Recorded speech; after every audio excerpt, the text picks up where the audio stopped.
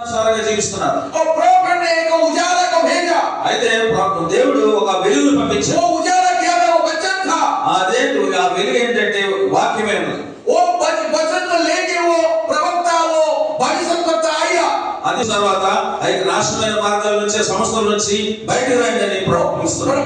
ప్రకాశన 18 का 4 पद में जो लिखा है. ప్రకటన గ్రంథము 19వ అధ్యాయం 4వ వచనంలో చెప్పబడుతుంది. मेरे प्यारे लोगों तुम लोग उसमें से बाहर आओ. మీరు ఆయన నశించిపోతున్న బాబుల నుంచి బయటకు రండి నా ప్రజలారా దేవుడు. उसमें से मतलब क्या है? అందులో నుంచి ఆయన నాశనం నుంచి బయటకు రండి. उसमें से मतलब है मेरे भाई और बहनों नामधारी कलीसिया से निकल कर आओ. उसमें అంటే దానిలోంచి అంటే ఆయన నామకార్థంగా జీవిస్తున్న జీవిత సంఘాల నుంచి బయటకు రండి. आत्मविश्वास से निकल कर आओ. ఆ విశ్వాసంతో రండి.